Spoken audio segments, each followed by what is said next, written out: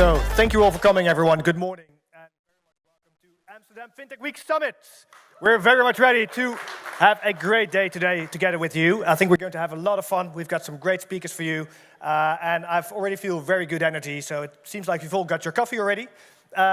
Please, I really hope you will enjoy the day. We're going to give, of course, a program here on the main stage. We've got 2 rooms here on the side that you may have seen as well, where in the afternoon we'll have a full program as well. We've got startup pitches, we've got a speaker lounge, we've got a great expo room where there's all room for meetings and everyone. And I hope that you're all already started on the Brella app, where you can actually start your networking also digitally, plan meetings, and make life very easy for you to meet at least everyone who's here today. So, my name is Don Ginsel. I'm the founder and CEO of Holland Fintech. And so with our team, we've been working for, I think, about half a year to actually get this all done for you. We're very much looking forward to working with you in the program. The speakers, the sponsors, we'd very much like to thank them for their contribution today, because I think we've got some great people and great energy to share with you. And to start with that, and I think we particularly need to address the energy here, Robin. Please give a big welcome to Robin Kira. Thank you very much. Thank you very much. Don, to be quite honest, before we start, I need some marriage counsel from you. What happened? Yes, because I told my wife that I was going to a conference in Amsterdam, and she was like, "Did you hear about this Zoom and Skype thing?" So my question to you is, and I'd love to be here and see and hug you all. Who is right, my wife or I am? Well, I would say it's always difficult to say when you're going to Amsterdam. I think it's a pretty bad alibi for a lot of cases. But in general, I think you're right to come here. All right. Yeah. And who else is happy to finally be here and not need to unmute your microphone on the screen? Yeah. Woo! Yeah. Very good. I can't wait it either. Yeah. I do have one household measure, by the way, because my picture, I mean, I look pretty good here in this picture. But I must say that, of course, you were expecting Davy Mohan, but I'm afraid she was sick. She called in sick this morning. Really sad, so we wish her well. Hope she gets better soon. Probably on the streaming right now. Hi, Davy. Get well soon. Get well. Yeah, we have to do with me and Robin today, but, well, I think we can have a bit of fun. I think so too, yeah. You mentioned fire before the chat. I didn't get it. No, so indeed, we are on fire already. We're on fire. Yeah. And we only get hotter here today. Yes. But what I really mean is that we want to talk about what customers want these days. And I found this very funny term of what the youngsters these days are looking for, and it's FIRE, right? Yeah. Financial independence, retire early. Have you guys heard about that? Yeah? So that's the thing now, right? So that's actually when people that are even, they haven't started work just yet. But what are they striving for? Financial independence and retire early. And the big question is, what does the finance industry actually do to help them achieve it? Well, they sell them crypto. You know, I just looked at my MetaMask this morning, and my SafeMoon investment minus 99%, so probably I'm not the best advisor on stage on this topic. Yeah.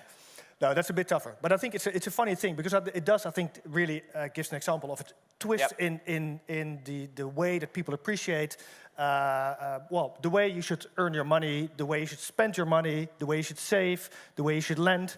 I think the world is changing, but the question is, are we aware of that?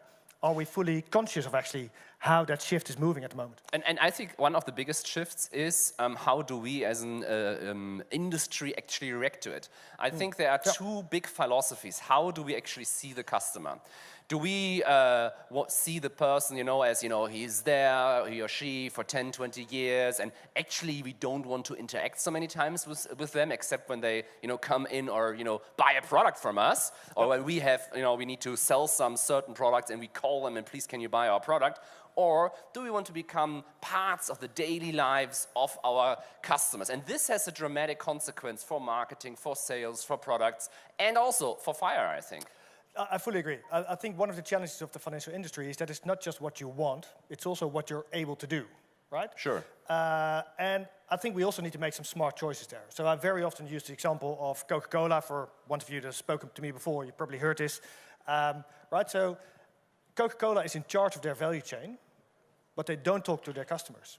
They don't even make Coke, right? They don't do anything except marketing, and they're in control, and they make the money. And so I find it always an interesting example to explore, because I see that very often financial institutions want to be at the table with our customer. But it's a difficult role to play, right? Yeah, but it's a product that makes addictive a little bit. So I'm not sure if we have financial products for that. But I want to have a counterexample. The counterexample is Red Bull, which took significant market share over the last 25 years from Coca-Cola, and they did it by tremendously thinking about the customer. What do they want? They're listening to the customers. What do they want? And they produce. They invented sports teams and sports. But they're not inviting them into their branch office. That's for sure. That's for sure. Yeah. Crazy idea. And let's talk about the other thing, not only about fire and the new generation and different philosophy about the clients. Let's talk about ESG. Do you want to share your portfolio? How much ESG is in there? I don't know exactly.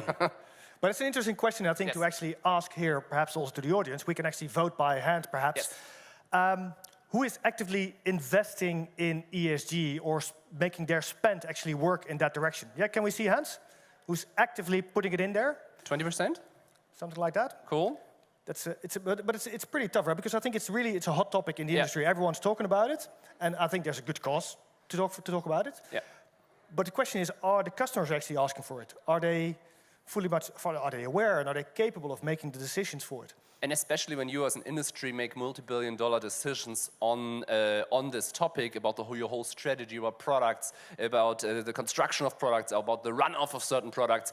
I recently was on vacation in a very rural area in Germany. If you have not noticed yet with my accent, I'm German, okay?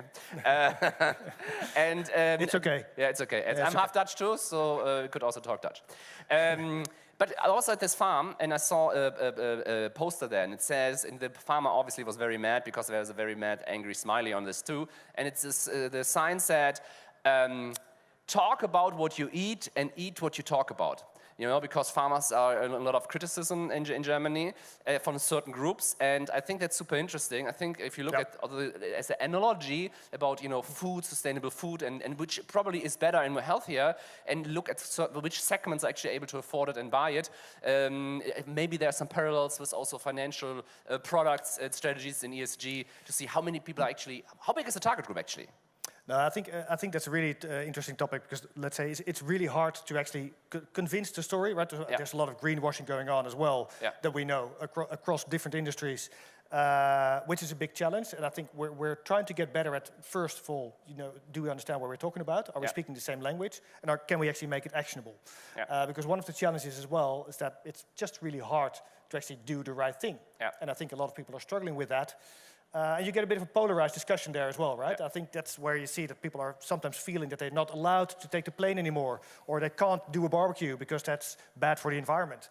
But isn't the question, is we as an industry, how can we find out actually what is the customer trend? What do they really want? Is it just a very loud minority, or is it actually majority? Is it a group that's growing? But you need to continuously keep a feel with that, and also realize that not all humans are alike. Another hot topic, I think, currently is not ESG. And by the way, we have a whole ESG track here. So exactly. Please go when you're more interested in it. So the 20%. We just ask questions. Menno has all the answers. Yeah, exactly. And another topic is, I'm not sure, did you see, or can I ask everybody, did you see the picture of Mark Zuckerberg in his new metaverse in front of the Eiffel Tower? Did you see this? Anyone? No? It was actually pretty much... one person? Okay. So he presented, he did like a screenshot of the new metaverse he invested $10 billion into, and it more looked like, I don't know, Second Life or something. So is metaverse an example of a very wise strategic move or a billionaire going rogue? I think it's a really interesting play because, let's say, it's a platform play, basically. Right? So I think, because I think there are already multiple metaverses available, but it seems like now might be the time to invest in the metaverse. And I think one company in particular made a very strong bet on it. But I think across the board you'll see that a lot of parties are willing to go for it again, just like they thought when Second Life came out, that also that might be the place where everyone would go. A lot of people ask me, is metaverse the next thing? So for the people who don't know, I have a consulting company, marketing agency in the insurance and finance industry, and we also do strategy work for, where is the industry going? And one thing is, They asked me, Robin, should we go metaverse? Should we go blockchain? Should we go NFT? Should we go to the moon? And then I always, that makes me very unpopular in that boardroom at that moment. I'm always asking, oh, I had a look at your website. And it looks like 1986, and how many followers do you have on TikTok? And they're like, on what? And I'm like, let's not talk about Web 3.0 and all these topics when you don't have the things right that are currently super important to the customer. Look at the data. Look, how are people spending their time? I don't know, for example, if you look on TikTok, the average time spent there is 51 minutes compared to 11 minutes on Facebook. People open this app 10 times. Okay, banking apps are opened also a lot, but I think that's also discussion we need to have in the industry. Where do we allocate our money, and does it actually make sense to spend some money in vanity projects? No, exactly. I think that's a funny thing, right? That sometimes you see that everyone follows the trends, and the big money goes to like projects that go way, way ahead into the future and potentially have a good outcome, but very nearby, actually, customers are actually wanted to see something But we else. have a problem, The problem is that it's actually on camera, and if this metaverse thing goes through the roof and Mark Zuckerberg becomes the first hecto-trillionaire, we're like the two dumbest people in the industry. But I can live with that. Yeah, sure. Well, we already talked about it, right? You have a very good investment advice, right? Not in crypto. Yeah. Real estate is my thing. And another big thing I see, another big... By the way, to wrap up on the meta, Funds is going to come back on that just a minute in the next talk, where he's going to talk all about metaverse, so definitely stay tuned. He has, fortunately, the answers at that topic, right? Very good. So Luca's super excited for that. Another topic is, what we have seen as a change, or actually a place where we can listen to our clients, is social media. Yep. We have seen over the last 2 years, I think the change of the guard in social media from, I would say, from at least the Facebook platform to TikTok. Is everyone, I'm curious as well, how many of you are on TikTok? All right. We got some work to do here, right? Wow. So, because I think you might, especially I see some people that could have kids, or at least in that age, you might see it there as a playful thing, but it's actually education, it's branding, it's everything, right? I mean... Okay. I can tell you a funny story. We started a TikTok channel in the summer of 2020, and I know I have more a face for a career in radio, not in TV. And I'm not your typical, teenage bodybuilder dancing person there, but we talk about insurance and finance all day long. I probably wouldn't buy bikinis from you. No. Yeah, very good.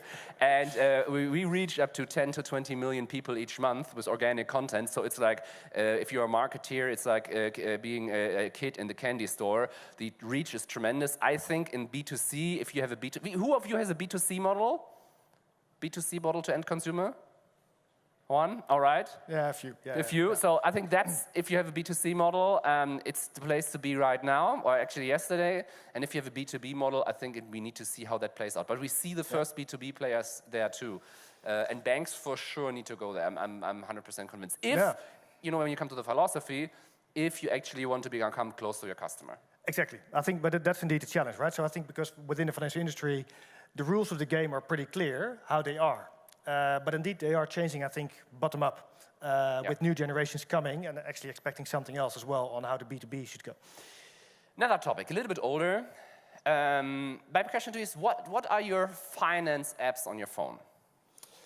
So, if you got a couple of minutes, then I'll go through, I've got, I think, 6 banking apps, I've got 5 investment apps, I've got a few Forex, I got a couple. Okay, who has more than 5 finance and insurance apps on his or her phone? Yeah. Wow. Who has more like 7? All right. Yeah, and I think that's super interesting because it shows that despite PSD2, open banking, legislative possibilities, we have not seen the super app in the finance industry yet. No, exactly. I think there you see that open banking has brought quite a bit, but especially I think from the creativity. And I think the biggest adoption we've seen so far and traction is in the B2B space, where you see that other players are actually picking up the data to enhance it and bringing it to a customer experience. But direct to consumer, it just didn't pick up that well. No. For a couple of reasons on more practical level, but also on, I think a very important notion is that the customer just doesn't know what it's about and why they should care, right? But I think there we have the loop to the FIRE example at the beginning, financial independence, retire early, I always say to the young people, maybe start working before that. Yeah, exactly. But all kidding aside, sorry, I don't want to start the Gen Z bashing right now, but I think we could fill the 10 minutes with that. What I want to say is that we weren't invited. We have the loop to the beginning, to fire, that you have this the connection to really provide also digital products and services actually to your customers. I mean, actually you could say as in the finance industry, it's not our job to do apps. But if you have the philosophy of actually we want to be closer to our customers, we want to be in daily contact with them, and then having such platforms is super, super smart. But I think as well, I think it resonates with the very origin of what financial services is about, right? Because in the end, if you look at all the products of all the financial service providers, basically they're all the same, right? They're heavily regulated, determined by the central banks and the policymakers. This is what your products look like. So we're selling commodities. Very much. All right. Very much. And so what it's actually about is actually the community. Yeah. So it started out with like mutual funds and with basically excess money being invested in other people that were actually looking for money on a community basis, right? Sort of cooperative model. Yeah. And I think actually technology allows us to reinvent that again and make money more social by actually creating communities that people feel relevant, are relevant, and they feel they belong to. And that's actually much more important because the products indeed are commodities. And I think community is not only the B2C space, where of course it's better to sell something to a fan than to a person that you get a call once a year, but also in the B2B space, community is super important because people buy from people who they actually like. And by the way, that's why Holland Fintech is such a great thing, to build a community over long years and to see such a conference at the end of COVID finally having the place again. So I think that community is so important. Not only because it's nicer in life, but actually you can sell things there. Now let's talk about XFW22. What is the talk you're looking forward to the most? Ooh, that's a tough question because there's really a lot going on today. So I'm very much looking forward actually to Vance's story after this. Because I think we had a funny joke here at the beginning when he was talking that he was speaking in all kinds of different industries and now in the financial industry, and Robin happily joked that he wasn't aware of any other industries. No, I don't know. But it's so sometimes actually within the financial industry we can be very much occupied because there's new legislation coming all the time and there's trouble and there's a lot of things we can spend our time on and our attention. But there's actually a very big world outside as well, where we could actually spend a bit more time on. And that's, I think, what we definitely try to do today, is also trigger you with that. So can we actually give you a bit of an outside-in perspective, because it might be more relevant to actually ask customers about what they would want from a bank, rather than to keep on talking about open banking and what it could do, potentially, for example. Right? And I think that's where we have to bridge those two worlds, I think, where we actually let customers speak up about what they need, what they want, and at the same time then figure out, as a result, how do we make this? And for example, you had the Coca-Cola or the Red Bull example, also look at outside role models. I mean, we do a good job at certain things in this industry, but look also outside. Super interesting. Fun story, where there are a lot of, you can do a lot of research on customer, what they really, really want. In a lot of cases, also, do not talk so much about it. We once, in front of a pitch, we went actually to the street and, asked, and it was about, how can we reach the Gen Z? And we were like, why don't we just, ask them? So we went there and we did some, and we actually have a super young team, and then they went there and they did the interviews, and we didn't actually have a presentation, it was just the video, and it's it was really funny. So actually you can go out there and talk to the clients. When you look at the next years, what are the 3 tips or trends or things we as an industry should address? What do you think? So I think in principle we have to reinvent financial inclusion and financial literacy. Because I think it's been a topic of very much developing markets where we want to focus and give everyone a bank account and an insurance. I think we're beyond that point, and we figured out that they actually don't want a bank account and have got better means of taking care of their finances. But I think in general, also if we look in Europe, I think we've looked at, for example, displaced people across Europe, for example, due to war in Ukraine, but also for other reasons. And we actually figure out that a lot of the financial systems are actually not catered for that, and actually become a tougher environment because of sanctions, because of anti-money laundering regulations. It actually isn't that easy for everyone to actually get a bank account, or on one hand. And on the other hand, you actually see that, for example, the understanding of financial products is also walking backwards, I think. Yeah. Because it has become pretty complex with all the data sharing, data exchange, security measures, privacy regulations. I think it's pretty hard for consumers to follow what's going on. Yeah. And I think there's a role as well for the industry to educate. So not just about financial products, but take a more, I would say, governing role, a mentoring role maybe towards your customers. And when you start to educate your customers, you go into the direction of we want to be part of their lives. Exactly. We want to provide knowledge. We want to help them and not just provide financial products and some bank accounts. So I think that's a super interesting thing. So what I take away is first is glad to be back here. Glad to be here, and I will tell my wife there are a lot of witnesses that said. She's watching the live stream. I think so. I think so. And so I think I'm super happy to be here. That we are here. I wish everybody, build work on this community on Holland Fintech and make a lot of friends here. At least get 3 business cards from people you don't know yet. And I think let's make or their TikTok account. Or their TikTok account. Or when you need help with your corporate TikTok account, we are happy to do that as a company. All kidding aside, let's have a great FinTech week. Let's have a great FinTech conference here. And let's give Don and his team a round of applause for putting it together. Thank you, Robin. Yeah, really nice. Well, thanks, Robin, and thank you very much for coming over. It's great to have you here. I think it's a great inspiration. So I think it definitely, let's say, the social angle, I think you're really bringing that, and the way that you're able to set an example, I think, on how financial industry could actually use social channels. So thank you very much. Definitely talk to Robin. Give him a big hand, everyone. So I think I see some people standing at the back. So please move in. We've got plenty of chairs here at the front, so have a go. And then we're ready for our next speaker. I'd like to announce Fons Jacobs from Media Monks. Fons, are you ready? Yes. The deck is ready? Yeah, I think the deck is ready. Can we get a thumbs up from the tech?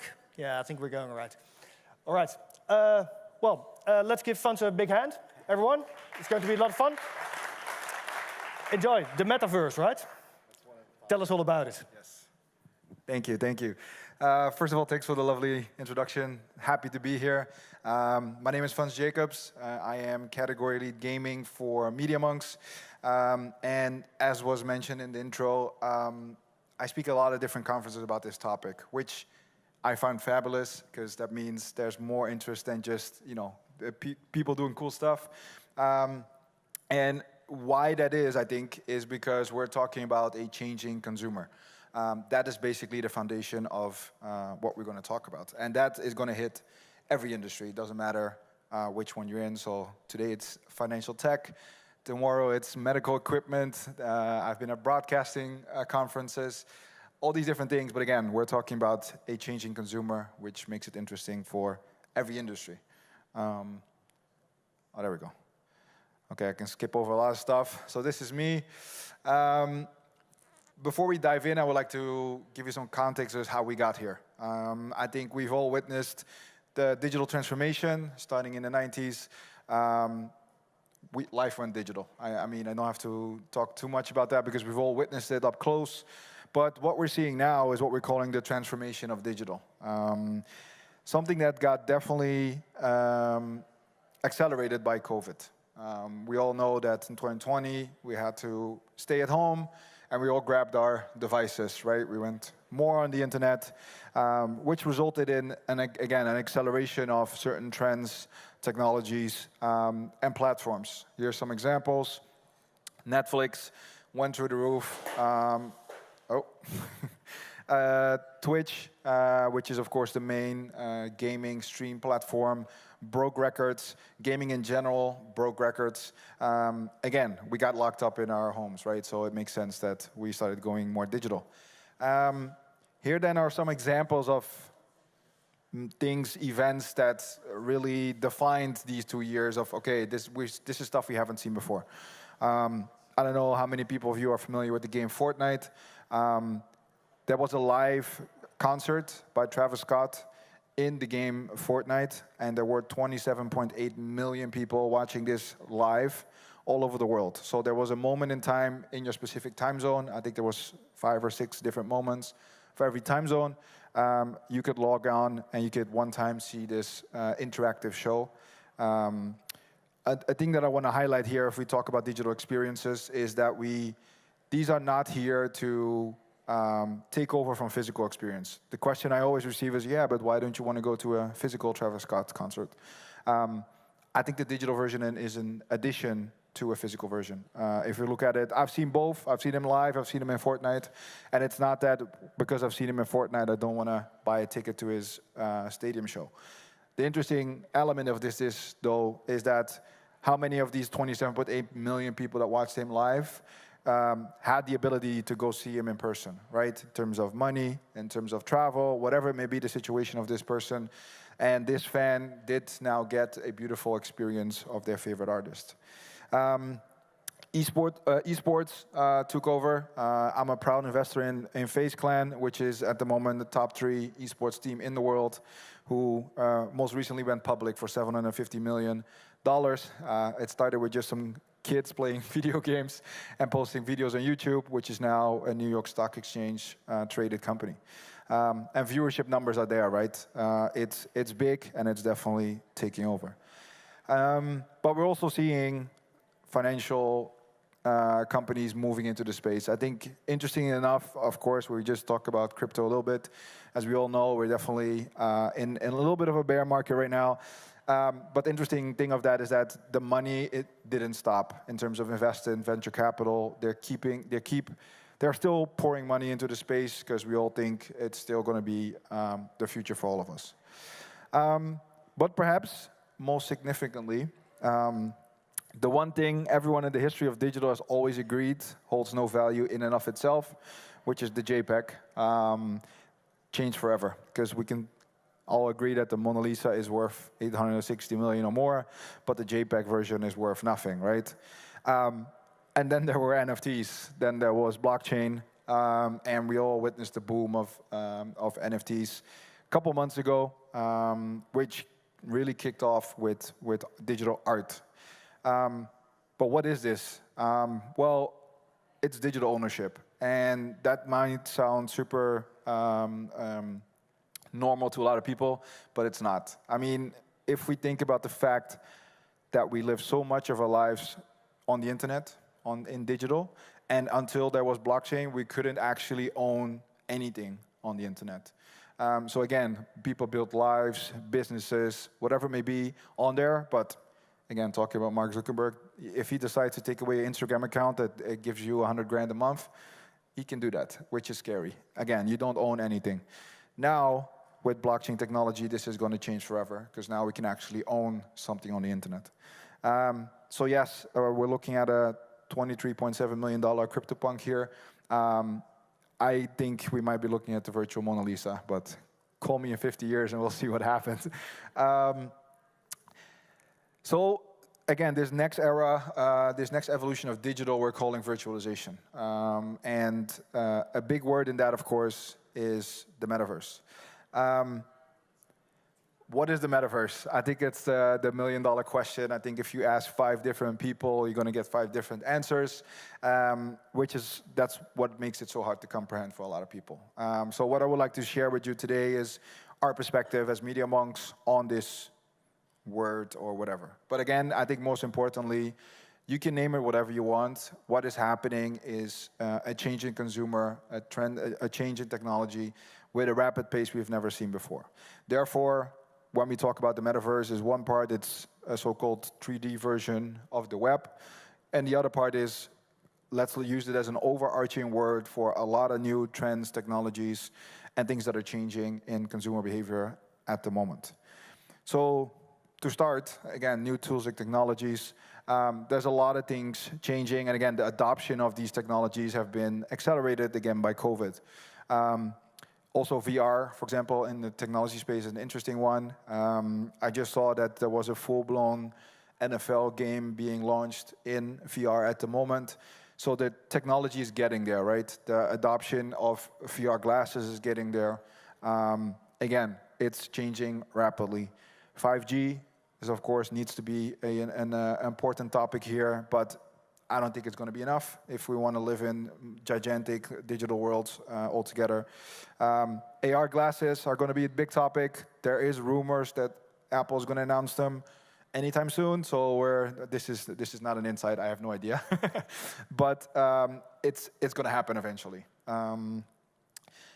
And with that, we already mentioned consumers, right? And with these changing consumers, they are coming new experiences and expectations. And especially the last one is, again, relevant for every industry, every company, because they're going to grow older and become even more important. So when I talk about expectations, for example, immersive content. Now we look at content in a 2D way. How can we, for example, educational help this generation better with financial literacy? We're talking actually to a lot of insurance and finance companies about the same topic, because they all, of course, struggle with trying to get this new generation to understand how to manage their money, how to invest, et cetera, et cetera. And again, how can immersive environments play a role in that? An interesting one, again, if you talk about finance, is the video games. Roblox has an in-game economy. I don't have kids. There must be people here that do. So you're probably experts on the Roblox and all the digital coins that they're using. But again, the interesting thing is that they are learning about money and financials through video games. A good example of that is we did a project with a bank from the US where we built an island in Animal Crossing, which is a game that also has an in-game economy. And we built financial products in that game. So kids could actually go there, take a loan out, but also pay rent and like from their own coins. So again, to make them understand how these products actually work inside the game and therefore also in real life. But even more interesting, with all the stuff that's happening right now, where a new culture is arising. In the intro, there was already a word bottoms up. That's on my slide as well. This is really driven by people, by communities. I think there's a new way of understanding data and privacy, for example. I think it's a very big one that, especially, again, next gen are going to be more aware of their own data and privacy. And hopefully, because of blockchain, we can have more control over our own data and privacy. But the fact that they're already more aware is something that is going to drive a change for every industry. So with that, the Discord, again, community building, decentralization, personalization, all these values are going to be expected of companies and brands moving forward. But then again, altogether, this also opens up a whole new level of potential for growth, potential for new revenue streams. We've seen it with clients. I think Nike is a great example, of course, completely selling. I think they made $160 million on digital fashion in the last couple of months. So again, a complete new digital revenue stream for big brands. That's what this metaverse is bringing us today. So what exactly is changing? Because again, these are all very, they brought me here to talk about all the buzzwords. There is a lot of buzz. There is a lot of hype. Before we dive in, I do want to say, again, there is a hype. There is a bubble. Maybe the bubble is already exploding if we look at crypto and NFT prices. But then again, the internet bubble was also a bubble, right? I think we can all agree. It exploded hard, there was blood on the street, but then again, internet still changed our lives. We feel, I'm personally heavily convinced that we're talking about the same major shift in the world in general. It doesn't matter if we call it Web3 or blockchain or the metaverse, this stuff won't go away. Interestingly enough, to reiterate that point, I was wondering what would happen to the interest of brands coming, like our clients coming to us about these topics, if we, like after the crypto crash of like 2 or 3 months ago. I can tell you nothing changed. Even better, they're taking more time to properly do this, strategize first, but the interest is still there. Because again, we agree that the stuff that is changing and that will change is going to be impacted, is going to be impacting all of us. So again, what exactly is changing? Well, the metaverse is set to change identity forever. I saw statistics that the Gen Z, for example, feel that their real identity is actually their online identity. That doesn't mean that they're scary, that they don't talk to people on the street anymore, but it's more that they can actually completely self-express themselves, right? Because this virtual identity is giving you 100,000 of options to actually express yourself. We see that in the form of PFPs, which we use on Web2 social media platforms like Twitter. I'm actually in the picture. It's the blue lizard. That's my beautiful little creature with the rest of our Web3 team at MediaMonks. So again, talking about self-expression and having this digital identity, you can have multiple. Like, again, why not? The topic of gender identity, does that even exist in a digital world? Virtual apparel, again, and props are super important. Every brand, like if I want to support my favorite team, which is Ajax, then why can I not have an Ajax jersey in my favorite game? Like these expectations, again, are coming slowly. So we're going to see eventually that Ajax is going to sell digital avatar clothing or apparel. Beyond human avatars, we don't have to stick to being a person. You can be a dragon, you can be a fish, whatever you like. But also business to avatar. Can we market directly to avatars? Like how will that look in the future? But again, the point here is identity and digital identity. Gen Z is not seeing a difference between a physical experience and a digital experience. In the terms of memories, sorry, so before you think that they can't see the difference between real and digital, they can, but it's about the memory, and that's very interesting, right? Because if they have a birthday party in Fortnite, that actually happens, or in Roblox, that memory for them is as vivid and as real as a physical version. And we can all find that very strange, or we can accept that this is actually true. We were already talking a little bit about value chains. Well, user-generated content has been taken to a new level when it comes to this digital evolution. Excuse me. Basically because of two things. One, fashion in the metaverse. Again, if we want to... So first of all, I think when some people talk about the metaverse, they talk about one big digital world, like the movie Ready Player Me, sitting with VR glasses at home, and we're all going to meet in the same world. I personally don't believe in that. I think there's going to be 100,000s, maybe even millions of digital worlds that we can then seamlessly go to with our own package of virtual items, etc. So for these worlds, we want to show up in a certain way. Like I said, the Ajax jersey, people are going to have to create that. So creators making digital items for the metaverse from their own homes, users being able to buy and wear digital items, but then again, creators getting paid in cryptocurrency for that. And I think the interesting part here is that blockchain technology is actually making it possible to truly cut out the middleman when it comes to the Spotifys, Shopifys of these worlds. So again, a brand new value chain is upon us. Virtual meets physical. I think, again, virtual is not here to take over from digital, from physical, but there's a lot of examples of intertwining ways to connect both, which is, again, super relevant and interesting. Nike is a great example. On the right, you're looking at Nike Land on Roblox, which is basically their creation, their platform.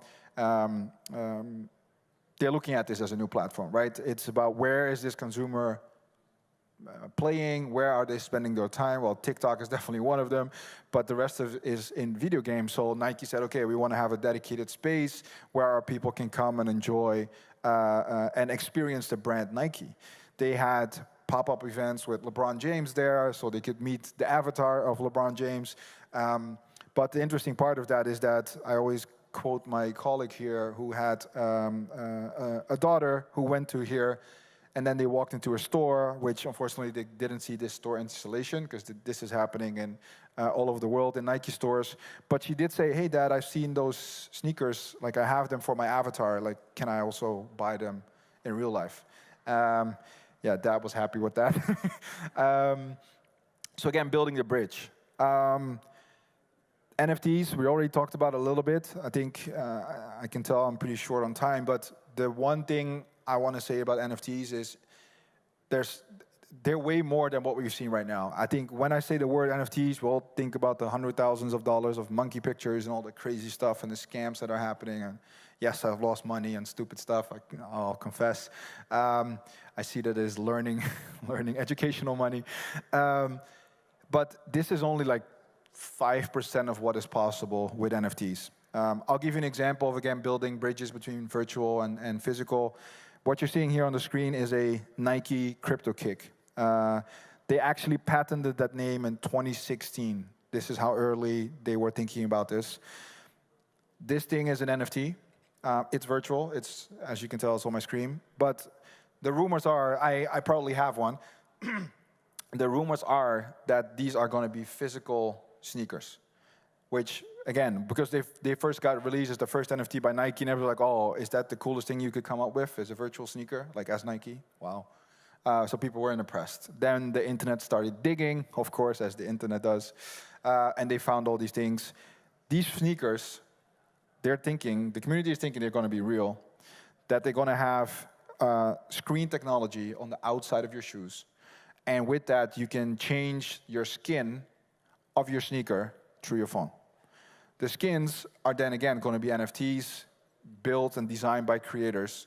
I strongly believe this is going to happen. That's why I bought one. There's only 20,000 pairs of these. Again, the foldable screens on phones, it's already there. It's not that crazy. But the fact that we can then buy an NFT, I can upload that in my app, and I can click, and I can change the color of my shoes while I'm standing here, I think it's going to happen. Which is, again, one part is, I mean, it's super cool. I'm a geek. I absolutely love it. But then if we think about the next step is, so what does it mean for supply chains, right? Like, why do I have to buy 8 pairs of sneakers of the same ones because I love my Jordan 1s and because I want 8 different colors? It's ridiculous if we think about if shipments and all the stuff that is in the value chain of this shoe, which is bad for the environment. I can now just buy 1 pair of shoes and can just switch on my phone through skins. And then last but not least, because I'm seeing a big red screen here that says stop, please. I'm almost done. The days of brand protection might be over in terms of marketing. Quick example, this is Fortnite, for the people that have never seen it. You can see here Goku, which is, of course, the main character of Dragon Ball Z. He's flying around the map like a Spider-Man with Spider-Man webs, and he's killing his opponent with a Darth Vader sword in Fortnite, basically bridging 4 IPs in one 10-second video. You can imagine going to George Lucas 10 years ago saying, you know what we're going to do? We're going to add Goku. We're going to add Spider-Man into your TV shows, and then he'll probably think you're absolutely crazy, right? Well, if we, again, talk about consumer behaviors that are changing, Gen Z is saying, why not? Like, what's so weird about this? Why can we not do this? Like, give us, my favorite line about what's happening and Gen Z and Gen Alpha is, give them tools, not rules. And if you're not willing to play by their rules in their worlds, they're going to forget about you. It's that harsh, and it's that simple. And that's also what these big IPs are agreeing upon, because, again, they're giving away their IP. They're giving the tools for players to play around these worlds with their favorite characters. And yes, then you see stuff like this, that Goku is flying like Spider-Man and killing people with Darth Vader's lightsaber. I've played. It's a lot of fun. Communication also is changing rapidly, right? It's not about, we all started back in the day with letters or emails, and then there was social media, which made it multi-platform, and now we go in 360. Discord is a good example of that. It's 24/7 channel with your customers, right? It's scary, but it also brings a lot of opportunity. So to end this off, it is important to keep in mind that it's early days for the metaverse. Whilst the space will evolve, new consumer segments emerge, and behaviors will continue to change. At this point, it's not about perfection. Every brand that I talk to say it's about showing intent and humbleness, because nobody knows. I think that's like, don't go and as a bank or as a financial institution, we're saying the same to the government. Sometimes it's good to say, we're building this together with you, because nobody has an idea what this is exactly going to be. We can only help to make sure that we do it better than we did with Web 2. But that's a whole nother conversation that I won't start here. So with that, thank you. Thanks for listening. Thank you, Fons. Let's give him a big hand. Thank you. I'll join you on stage. Let's move over to this side for a minute. Yes. Come on over. Because we need to do a bit of a hustle here. We prepare the stage for our next speakers. And we actually might do a little hustle here with the chairs. So please, my colleague Alexia there is trying to get some things done on the room. But I had a question to you, Fons. Yes. I think a really interesting presentation, really nice perspective, I think, to sort of discover what next generations are wanting and how we could play into that. Yep.